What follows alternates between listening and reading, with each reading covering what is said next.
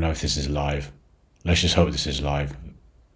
Anyway, welcome to Ex-Mutant of the Day. This is the first time I've used a webcam in conjunction with recording the screen and going through these tweets. So I don't know if this is actually working. I'm using OBS, which is notoriously dodgy as fuck, let's just say. But I believe we are okay. So let's have a look here. We've got 3 tweets here. More delusion, more subterfusion, more craziness. In at number 3, we have this guy who thinks everyone's scared of us. Thinks everyone's scared of Arsenal, as a lot of our fans do. It's quite a strange thing. I haven't really encountered this amongst anybody that I know, but hey, these people seem to think they know better. So Olawakayode at K tweets, quote, Barcelona fans saw what we did to Real Madrid last season, and now they're scared. Nobody wants to play Arsenal. So I have a little bit of an issue with this because I know a few Barcelona fans, and not one of them has revealed this information to me, interestingly enough. So whether they're keeping it stumped from me, whether they're hiding it just to save face or not, I don't know. Maybe they're just trying to put a brave face on things. Who knows? But I haven't heard this yet. I was seeing a girl recently who's a Barca fan, and I did put it to her one time, how'd you imagine having Arteta as your manager? Yeah, you reckon we've got fans that are saying that he's the greatest manager in world football, so would you take him at Barca instead of Flick? She just laughed. She didn't even give me a response. She just laughed. Laughed in my face and then took another sip of Guinness. So yeah, that kind of sums up what Barcelona fans I think of our situation. Nobody wants to play Arsenal. So I did reply to this guy down here and I said, which Barcelona fans do you have quotes? And the guy hasn't replied.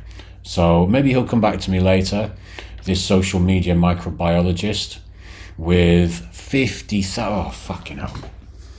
Do you know, I don't really look into these. I just, when I do this, when I cobble together the 3 tweets, what I'll do is I'll just find the 3 tweets that kind of inherently trigger me the most, yeah? These days, I don't put that negative energy out there onto Twitter because it's just you think to yourself sometimes, I'm a grown man. Why would I be going on social media, having to go at people, putting that energy? It seems weird to just be putting the negative energy out there all the time. But when I'm picking these tweets, I do allow a little bit of that triggering for me to identify which ones are, truly the most horrendous ones and the best ones for the show. But what I don't do all the time is I don't go on each of these people's profiles. I save that till I do it live when I'm narrating what I'm doing, like I'm doing now. And so I didn't know this guy had 50,000 tweets, is basically what 50,000 followers is basically what I'm trying to say. And it's just oh my God, is this the sort of stuff you're coming out with? That you're getting 50,000 followers for, 50,000 people who are agreeing with you potentially on this kind of madness. Everybody's scared of us. Everybody's quaking in their boots. Yeah, I speak to, for some reason in my life, as an Arsenal fan, especially my recent life here in North London, I seem to have gathered all my good friends on the basis of the fact that they're Man United or Spurs fans. It's a complete accident, but for some reason all my mates are either Man United or Spurs, our 2 main rivals for different reasons. The local idiots, Spurs, and the proper Premier League rivals, Arsenal, Man United, the proper Premier League rivalry if you know your football. And so I've spoken to quite a few of these United and Spurs fans recently, of course, and nobody's expressed fear. Nobody said they're scared. Perhaps there's a secret bit of jealousy. Look, Man United, the way they've been in the past few seasons, perhaps there is a bit of jealousy that we're up there, but we're not winning anything. So everyone always believes that it's going to fall apart. So that's not really being scared of the team. So these people have it wrong, man. This Olawakayode. So he's in at 3. I'm going to get through the next 2 of the last one, as usual. I've clearly, as per a countdown, I've saved the best till last. But again, it's just mad delusion, but we'll get to that in a sec. Number 2, this guy. So this I brought up because this is just lies. Just like the manager always sits in press conferences and likes to tell lies, likes to embellish, like he did recently, saying that we've scored the most goals in Arsenal history, when we haven't. You go back to the 30s, even if we were scoring hundreds of goals, I say like hundreds, over 100 goals per season. Yes, there was more games, but you average out a goal per game, which is what they would do, shoe on the other foot. It's still better back in the 30s. So why can't he just say, we scored the most goals in the Premier League era for Arsenal? That's still good. But no, it has to be the best ever. Just like he's the best ever manager, this is just like we're the best squad ever. This kind of thing. This kind of nonsense. So anyway, this guy now.arsenal, this is a huge account.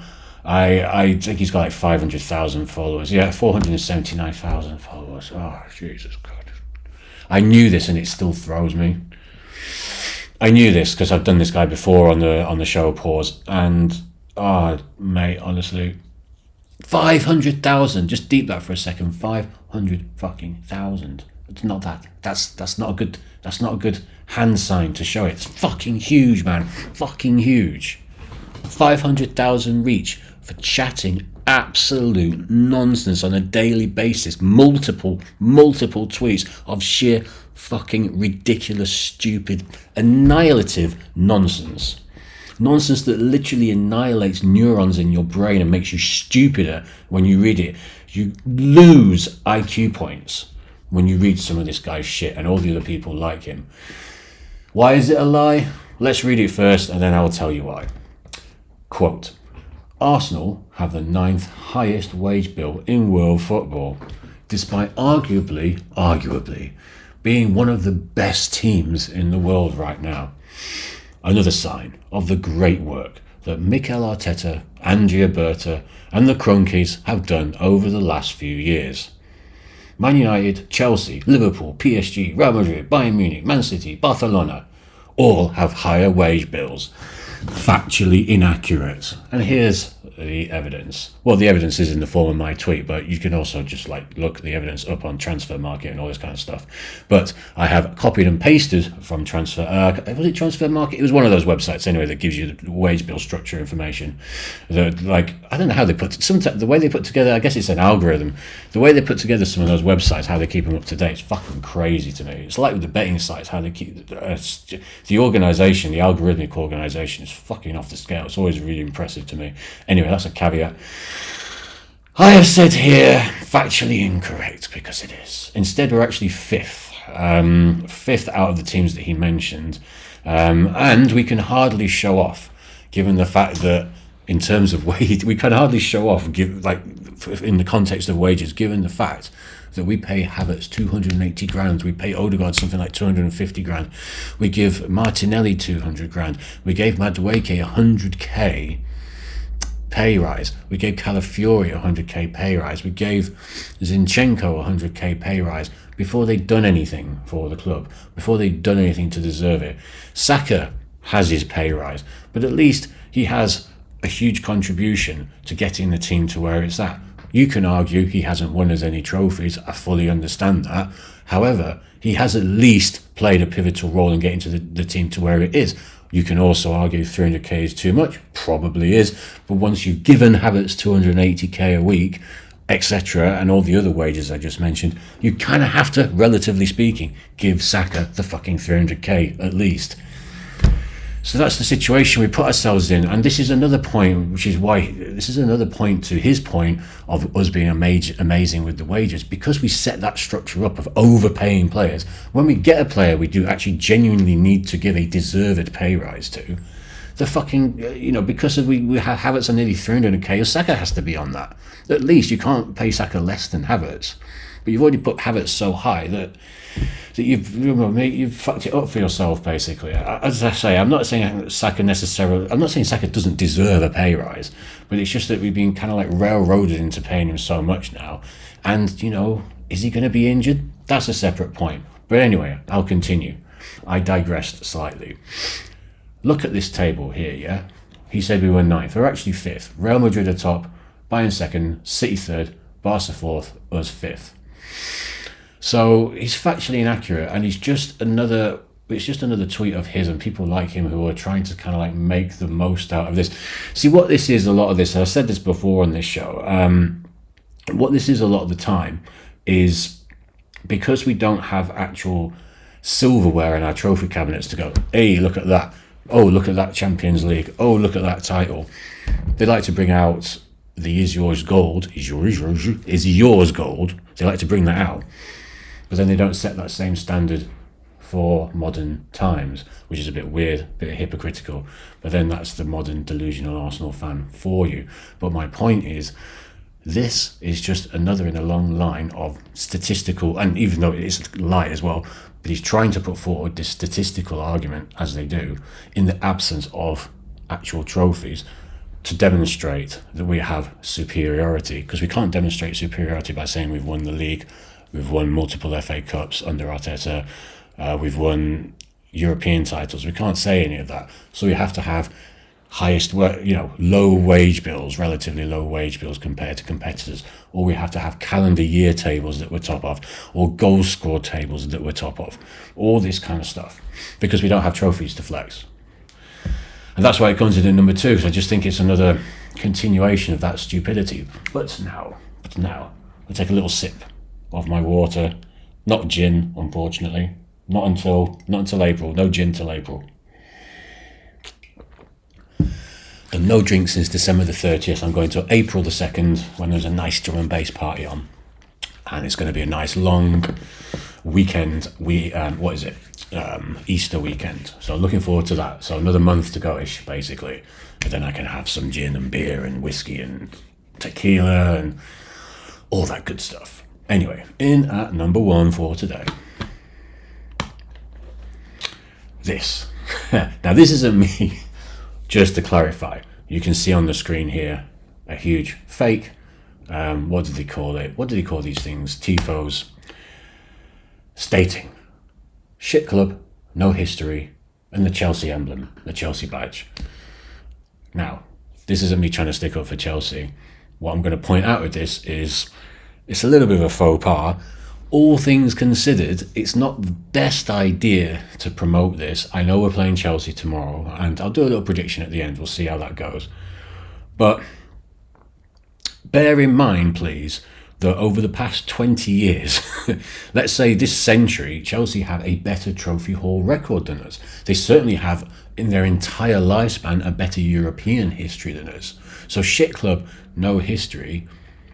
Yes, this would apply. This is what used to apply in the 90s. We used to have a chant. Chelsea got no history. Lampard's fat, Crespo's, all that. And they ain't won in however many years, many years, depending on which year you were singing it. And that used to be sung season after season after season. And then they started winning stuff. And this is kind of my point. Because in the sort of past 20 years or so, they've got a better domestic record than us because they've got more titles than us. And they've won 2 Champions Leagues. So you're out here with the whole tifo shit club, no history. And again, I'm not bigging up Chelsea. I very much dislike Chelsea.